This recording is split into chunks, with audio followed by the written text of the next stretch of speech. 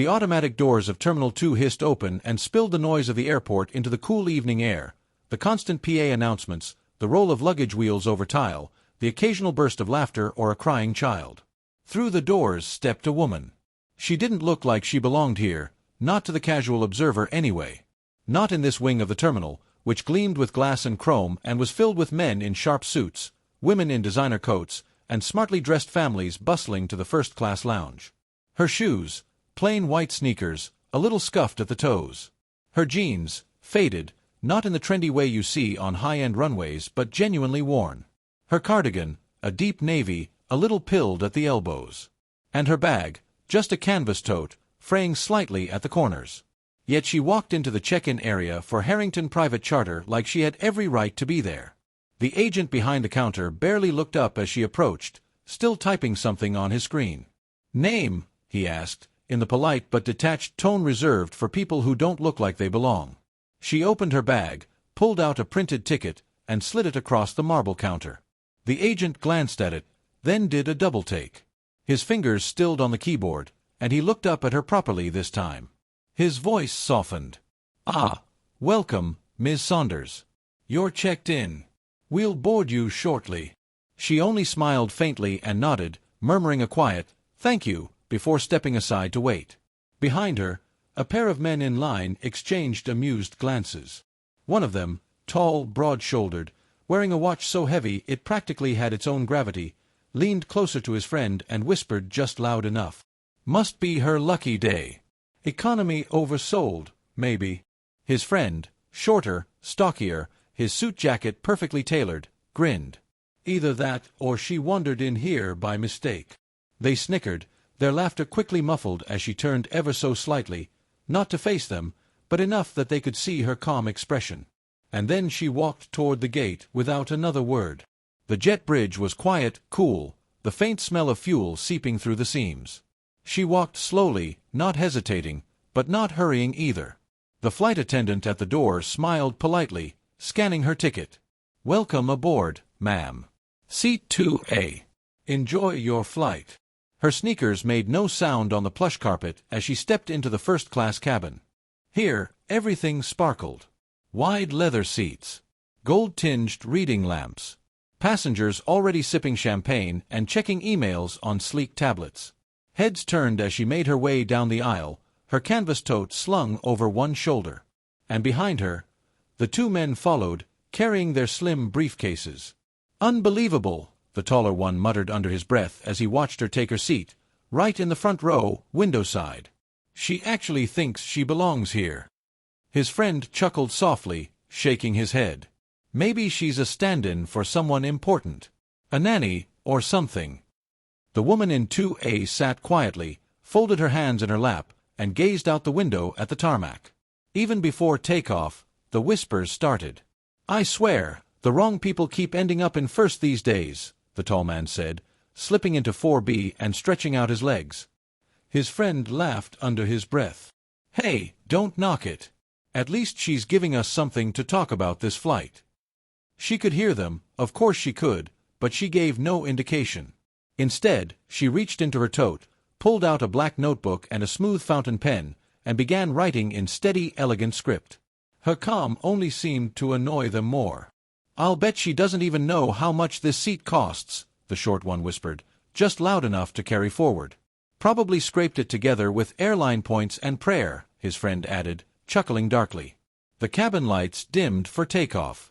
Even then, she sat quietly, her gaze steady on the horizon outside, her pen poised but still, her demeanor unbothered. Once they were airborne, the cabin settled into a hush of light conversation and the occasional clink of glassware.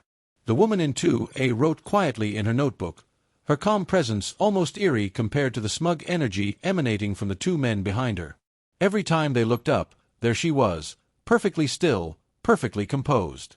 And it infuriated them. "What do you think she's writing in there?" one of them muttered. "Probably a diary entry about her big first-class adventure," the other sneered. "Dear Journal, today I sat in a seat I can't afford." They laughed quietly, though this time the chuckle didn't reach their eyes. Because for some reason, her silence made them nervous. Pause here for a second. What would you feel in her place? Sitting there quietly, listening to people mock you, assuming you don't belong? Would you say something? Or sit in silence like she does? Drop your thoughts in the comments. I'd really love to hear how you'd handle it. Because what she does next might surprise you. As the cabin crew moved through with drinks, the captain himself emerged from the cockpit and made his way up the aisle, a rare sight, his crisp uniform catching the overhead light. He stopped beside her seat and smiled. "Good evening, Miss Saunders," he said warmly. "We're honored to have you with us again. Everything to your liking so far." The two men froze mid-laugh, their heads snapping up. The woman simply looked up at the captain, met his eyes, and returned the faintest of smiles. "Everything's just fine," she replied quietly. "Wonderful," the captain said with a respectful nod. "If you need anything at all, don't hesitate." She nodded once and returned to her writing. And the captain continued on his way. Behind her, the whispers had stopped. The two men stared at each other, their smug grins fading, their faces pale. Because now they knew. Something was different. And the quiet woman they'd been mocking just might not be the person they thought she was. The plane was quiet, the kind of hush that only existed at 30,000 feet. Outside the windows, the sun had begun to set, the sky painted in streaks of burnt orange and violet, while the cabin lights glowed soft and golden. The woman in 2A kept writing in her notebook, her pen gliding over the creamy pages without pause. Every few minutes, she would stop just long enough to look out at the horizon, then lower her eyes and continue, unbothered. But behind her, the two men were unraveling. The taller one, whose expensive cologne couldn't mask the faint nervousness in his voice, shifted in his seat and leaned toward his friend. "Did you hear how he said her name? Saunders. Like she's somebody." The shorter one sniffed, trying to reclaim some composure. "Maybe she's some kind of VIP guest. Doesn't mean she belongs in first class." But even as he said it, his words rang hollow. The captain hadn't greeted anyone else like that. Not the well-dressed woman in 3C. Not the elderly gentleman with the gold cufflinks in 1B. Not even the young executive who'd boarded with his suit perfectly pressed and his phone glued to his ear. Just her. And now, their whispered mockery carried a sharp edge of defensiveness. The flight attendant came by to offer more champagne. She stopped first at 2A, bending slightly and smiling politely. "More sparkling water, ma'am? Or would you like us to open the bottle of white now?" The woman barely glanced up from her notebook. "Water's fine," she murmured, nodding faintly. The taller man couldn't help but speak up. "You know, she must be new," he said to his friend, gesturing at the attendant as she walked back to fetch the bottle. "Still learning who to prioritize." The woman didn't even flinch at his tone. Instead, she gently set her pen down and finally looked over her shoulder at them, just for a moment, her calm gaze meeting theirs with quiet weight before she turned back to her writing. It was enough to make the shorter man frown and clear his throat. "Look at her," he muttered, a little too loudly. "Acting like she's too good to even acknowledge us. Here's what I want to know. What would you do if you were her? Would you finally turn around and put them in their place? Or would you keep your calm and let them talk themselves into embarrassment? Tell me in the comments. I'm curious how you'd handle a situation like this." By the time the attendants came back with dinner service, a delicate salmon with lemon butter, asparagus, and roasted potatoes, the two men were openly sneering. "Hope she knows which fork to use," the taller one said with a quiet laugh as the woman picked up her utensils. The shorter one joined in, lowering his voice just enough that the flight attendants couldn't quite hear. "Bet she's Googling it under the table on her phone. Poor thing." They both laughed, though their laughter was thinner now, like they weren't quite sure they believed their own jokes anymore. The woman in 2A only raised her water glass, took a slow sip, and kept her eyes fixed on the window. It was as if they didn't even exist. And somehow, that hurt more than any insult she could have thrown back. Halfway through dinner, the flight attendant returned, this time with a sleek black tablet. "Ma'am," she asked softly, "the company needs your digital signature on these documents whenever you're ready." The woman didn't hesitate. She set down her fork, wiped her hands neatly with a cloth napkin, and took the tablet. Her fingers moved quickly, confidently, as she scrolled through a series of documents and signed each one with graceful precision. She handed the tablet back with a faint smile. "Thank you," she said simply. The taller man froze mid-bite, his fork hovering over his plate. "What the hell is that about?" he hissed to his friend. The shorter one swallowed hard, his smug expression faltering. I don't know. Some kind of legal thing." But they both knew better. Because the flight attendant didn't treat her like a passenger. She treated her like a boss. And suddenly, the cabin seemed much quieter, the air heavier, as realization began to creep in. The woman leaned back in her seat, finished her water, and closed her eyes, as if she could already feel the inevitable shift in power coming. Even with her eyes shut, her presence dominated the cabin now. The two men sat in silence, staring at their plates, neither of them daring to speak. And the crew moved around her with the quiet efficiency of people who knew who they were working for. The sun finally dipped below the horizon outside, casting the cabin into a deep, golden twilight.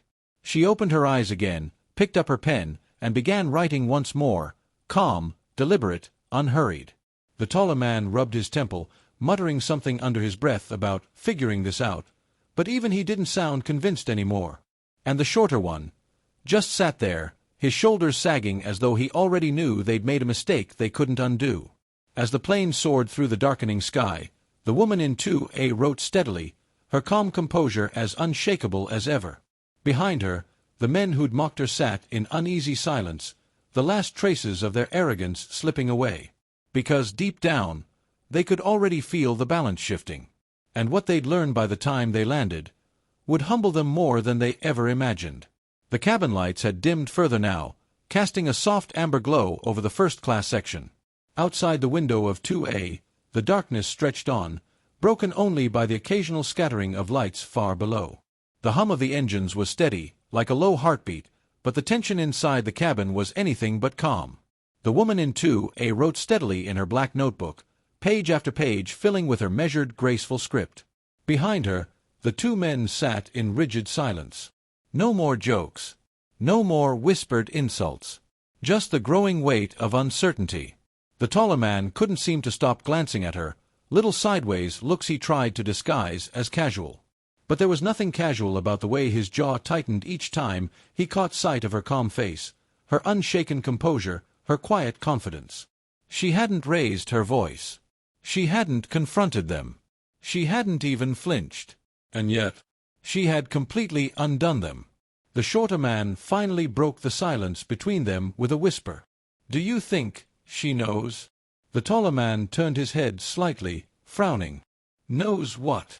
"That we were talking about her. Mocking her. Do you think she heard?" The taller man didn't answer at first. Because deep down, he knew the answer. Of course she had. And that faint smile of hers, the way she glanced back, just once, after signing the captain's documents, said it all. She knew. The hush of the cabin was broken again when the cockpit door opened, and the captain himself stepped out once more. This time, he wasn't alone. Behind him came another crew member, a young man in a suit, carrying a slim folder of papers. Both of them stopped at 2A. The captain crouched slightly by her seat, his expression respectful. "Ma'am," he said quietly, "we'll need your approval on the final route adjustments before we land. If you'd like, we can review them now." The woman nodded, closing her notebook and taking the folder. Her eyes scanned the documents quickly, her pen moving decisively as she initialed and signed several sections. "Looks good," she murmured. The young crew member gave her a slight bow and took the folder back, disappearing toward the cockpit again. The captain lingered a moment longer, his voice low. "And thank you again for choosing to travel with us tonight. Always an honor to have you aboard." She simply inclined her head, offering him the faintest smile. "The honor's mine." And then he was gone. Behind her, the taller man shifted in his seat, his discomfort finally boiling over. "What the hell does that mean?" he hissed under his breath. "Why is the captain reporting to her? Who is she?" The shorter man could only shake his head, his confidence crumbling. She signed off on our route. You heard him. And did you see the way the crew—" "Yeah," the taller man cut him off. "Yeah, I saw." They sat back in their seats, staring straight ahead now, as though trying to disappear into the leather cushions. Let me ask you something right here. Have you ever been in a room, or on a plane, where someone quietly commanded the whole space without ever raising their voice? Someone you underestimated at first, only to realize they were way more powerful than you thought? Tell me in the comments what that moment was like for you. Because stories like that stay with you forever. The rest of the flight passed in heavy silence. The attendants continued to move through the cabin, checking on passengers, but they treated the woman in 2A differently. Every time they spoke to her, their tone softened. Every time she looked up at them, they straightened. Even the other passengers began to notice, sneaking glances, exchanging small, curious looks, wondering just who she was. But she never offered so much as a hint. She just kept writing. Her pages filled with quiet determination, her pen never slowing. By the time dessert was served, delicate slices of cheesecake drizzled with raspberry sauce, the two men had finally stopped pretending to talk to each other. The taller one sat stiffly, his arms folded, his jaw tight. The shorter one kept his eyes on his plate, picking at the edges but not really eating. And the woman? She savored her dessert in peace, pausing only to sip her water and glance once more at the dark horizon outside. The very air around her seemed to hum with authority, quiet, restrained, but undeniable. And the men behind her felt it too. The captain's voice came over the intercom as the plane began its descent. "Ladies and gentlemen, we'll be arriving shortly. Please return your seats to their upright position and fasten your seatbelts." The woman calmly set her pen down and closed her notebook, tucking it neatly into her tote bag. And for the first time in hours, she leaned back in her seat and allowed herself the faintest, quietest smile. Because the next part of the journey, and their education, was about to begin. The plane descended slowly through clouds, the glow of city lights below shimmering like a golden web against the darkness. The landing gear hummed faintly, and the cabin lights brightened, signaling the approach to the runway. The woman in 2A adjusted her seatbelt with quiet precision and folded her hands in her lap, waiting. Behind her, the two men fidgeted. The taller one had stopped trying to mask his discomfort. His jaw clenched and unclenched every few seconds as his mind spun with a dozen theories about who this woman was. The shorter one simply sat still now, shoulders slumped, staring out the window with a hollow expression. Neither of them dared say another word. The wheels touched down with a soft jolt. The brakes whined, the cabin lurched forward slightly, and then the engines quieted to a low rumble as the plane taxied to a stop. Outside, the private tarmac glowed under the bright floodlights, lined with sleek black SUVs and uniformed staff waiting for passengers. The cabin doors hissed open. One by one, the other first-class passengers collected their briefcases and handbags, offering polite nods to the attendants as they stepped out into the warm night air. The woman in 2A did not hurry. She waited until the aisle was clear, then rose smoothly from her seat, slinging her canvas tote over her shoulder. She didn't look back as she walked to the door, but the two men behind her could feel her presence like a quiet weight pressing down on them. And then she was gone, stepping into the bright lights of the tarmac. Outside, uniformed drivers and staff snapped to attention as she descended the stairs. A sleek black limousine sat waiting at the foot of the steps, and next to it, a man in an immaculate dark suit bowed slightly as she approached. "Welcome back, Miss Saunders," he said warmly. "The jet is prepped and ready. Everything is waiting on your word." She inclined her head, her expression serene. "Thank you," she said simply, handing him her tote before turning to glance back toward the plane. The two men followed after her, stepping out into the floodlights. They blinked at the sudden brightness, their suits looking less impressive somehow under the harsh glare. And then they saw her, standing by the limousine, speaking quietly with her driver as the uniformed staff continued to bustle respectfully around her. Something inside both of them sank. Because it was clear now, painfully clear, that this was not someone they should have mocked. As they reached the bottom of the stairs, a member of the crew approached them. "Gentlemen," he said, his tone polite but clipped, "on behalf of Ms. Saunders, we'd like to thank you for choosing Harrington Private Charter. The owner hopes you enjoyed your flight." The taller man blinked, stunned. The owner?" The crewman gave a faint, knowing smile. "Yes, sir. Ms. Saunders. This is her jet. She owns the company." For a moment, the only sound was the distant hum of another plane taking off down the runway. The taller man swallowed hard, his cheeks reddening as he looked back at the woman, who met his gaze for the first time, her calm eyes holding his without anger, without malice, just quiet authority. And then she turned away, stepping into the limousine without another word. "And now, I want to hear from you. After everything they said about her, how do you think they felt at that moment? Have you ever misjudged someone, only to find out they were far more than you imagined? Tell me your story in the comments, because this one deserves to be shared." The limousine pulled away smoothly, its headlights cutting through the night as it sped down the private road toward the terminal. Inside, the woman sat quietly, her hands folded over her notebook now resting on her lap. The driver glanced at her in the rear-view mirror.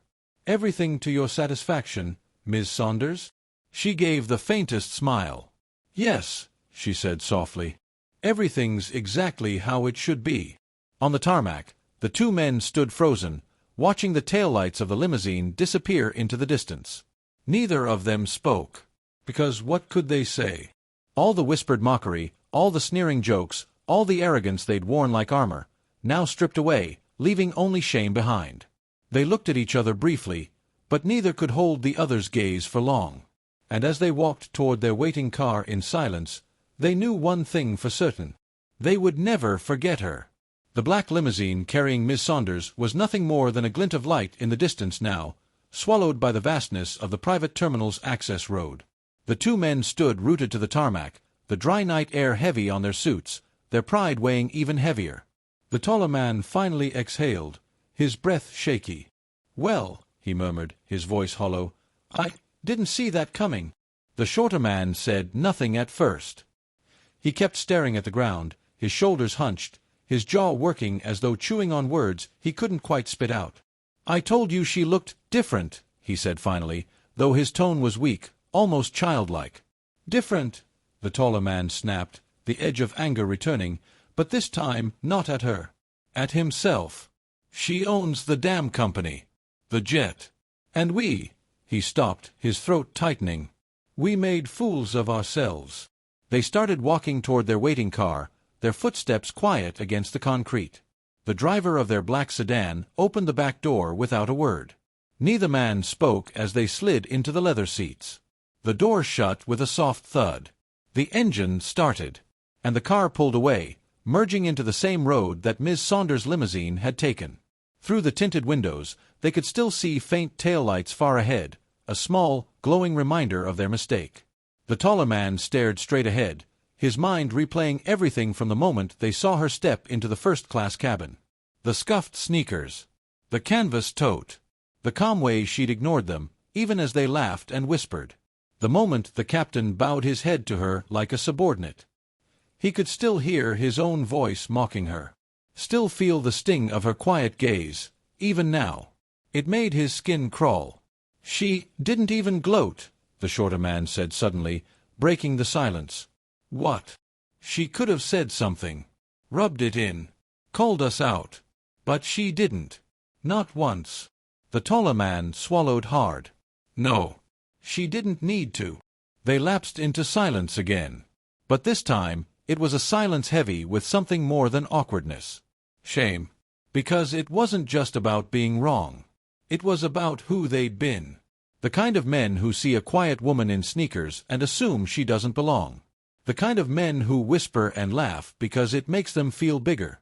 And now, they felt smaller than ever.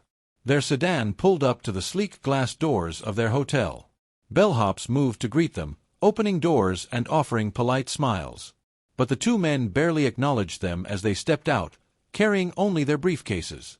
They walked through the lobby in silence, the click of their shoes echoing too loudly on the marble floor. And as they stepped into the elevator, the taller man caught his own reflection in the mirrored wall, and didn't like what he saw. That night, in their separate rooms, neither of them could sleep. The taller man sat on the edge of his bed, staring at the wall, playing it all back in his mind. Her calm smile. Her quiet authority.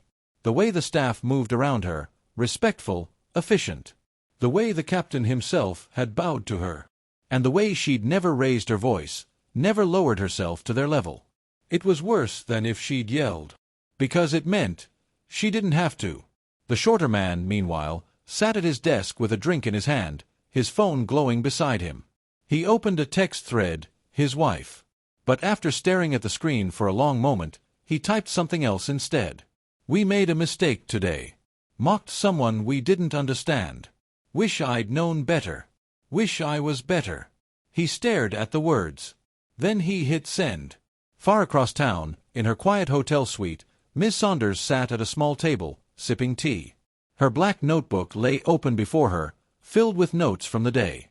She paused, tapping her pen against the page, then wrote one final line before closing it for the night. Power doesn't shout. It whispers. Then she smiled faintly, turned off the light, and let the quiet of the night settle around her. The morning broke crisp and bright over the city, the sky painted in pale gold and soft pink as sunlight spilled through the hotel windows. The taller man hadn't slept much.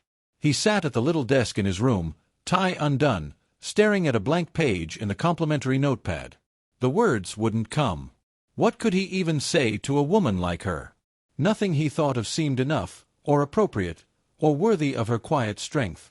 Every time he tried to write, he'd hear her voice in his mind, though she had barely spoken to him at all. Across the hall, the shorter man was already dressed. He stood by his window, looking down at the street where their car waited below, his hands shoved in his pockets. He had barely spoken to his colleagues since last night, and he didn't plan to now. Because what he'd realized in the hours of silence was something he couldn't share. Something he had to fix on his own. He'd spent too many years being that guy. The one who laughed along, who stayed quiet when others mocked, who felt big by making someone else feel small. And it wasn't who he wanted to be anymore. They met in the lobby without planning to, both arriving at the elevator at the same time. The taller man gave a tight nod. The shorter one simply said, "I'm going back to the terminal." The taller man raised an eyebrow. "Why?" But the shorter man only adjusted his tie and muttered, "You don't need to come." Then he strode out through the revolving doors, leaving the taller man standing there, stunned. The ride back to the terminal was quiet. The shorter man sat in the back of the sedan, his hands clasped in his lap. The driver, sensing his mood, didn't say a word. The city passed by outside, people rushing to work, street vendors setting up their carts, children in school uniforms waiting for buses, all oblivious to the quiet war going on inside him. At that very moment, in a private hangar at the terminal, Miss Saunders was already reviewing flight plans for the day. She wore the same calm expression as always, though her attire had changed. Today she wore a tailored navy suit, a crisp white blouse, and polished heels. Her dark hair was swept neatly into a bun, and a slim laptop glowed in front of her as she sat at a small conference table, a team of executives seated around her. One of them was mid-sentence when she held up a hand gently. "That won't work," she said simply, her tone quiet but final. "We'll find another way. I won't compromise the crew or the passengers for convenience." The room went still. Then one by one, her executives nodded in agreement. Because nobody argued with Ms. Saunders. When the shorter man arrived at the terminal, he asked for her at the front desk, his voice low, almost hesitant. The receptionist looked him over briefly before picking up the phone and murmuring into the receiver. Then she smiled faintly. "She'll see you." He was led down a long, quiet corridor and into the hangar office where Miss Saunders was finishing her meeting. Her assistant opened the door, and for a moment, she didn't look up from her notes. Then her eyes lifted, and she saw him. He stopped just inside the doorway, suddenly unsure of himself. "Miss Saunders," he began, his voice dry. "I don't want to take up much of your time. I just—" But she held up a hand, stopping him. Then she stood. Her eyes stayed on his, steady and calm as always. "You came back," she said simply. He swallowed hard. "Yes. To say I was wrong. To say, I'm sorry." The words hung in the air. Her gaze softened just slightly. "And what, exactly, are you sorry for?" He took a breath. "For assuming you didn't belong. For mocking what I didn't understand. For forgetting that respect costs nothing, but means everything." There was silence. Then, slowly, she nodded. "Good," she said quietly. "That's a start." For a moment, he just stood there, not sure what to do next. Then she extended her hand, not to shake his, but to gesture toward the door. "You can go now," she said, her tone not unkind. And as he turned to leave, she added softly. Remember this feeling. And make sure you never give someone else a reason to feel it. He nodded, his throat tight, and walked out. Back in the hangar office, Miss Saunders sat down again, picked up her pen, and resumed her notes. But there was the faintest trace of a smile on her lips now, because she knew her quiet strength had reached him, just as it always did. The afternoon sun was already tilting westward when the taller man finally left the hotel. 4 hours, he had wrestled with himself in silence, pacing his room, staring at the ceiling, replaying every detail of the flight. Every look, every cruel chuckle, every dismissive whisper. And the way she had sat there, serene, unmoved, as though their words couldn't touch her. It wasn't just shame he felt anymore. It was something deeper. A need to understand why he'd been that way in the first place. Why he'd chosen to hurt someone, just to feel a little bigger. He didn't call ahead. Didn't send word. He just went. Back to the private terminal. Back to the hangar where the jet gleamed like polished silver under the afternoon light. He walked past the same receptionist, who gave him a curious look, and told him she would see if Miss Saunders was available. When the assistant finally returned, she gestured for him to follow. "She'll see you," she said. But her tone was sharper this time. Like she already knew this visit wasn't going to be easy. Miss Saunders was standing by the window when he entered her office, her arms folded lightly, her gaze distant as she looked out at the runway. She didn't turn around. For a moment, he just stood there in the doorway, feeling the weight of his own presence. Then she spoke. "I wondered if you would come," she said softly. Her voice was calm, even. But there was a steel edge to it now, the kind of strength that doesn't need to shout. He began, his voice catching. Then he stopped, closed his eyes, and tried again. "I came to apologize. To you. To your staff. To everyone who saw how I acted on that flight." At last, she turned, fixing him with her steady gaze. "And what is it," she asked coolly, "that you're sorry for?" He swallowed hard. "For thinking I was better. For assuming you didn't belong here. For mocking you, when the truth is, I was just afraid you were better than me." There was silence.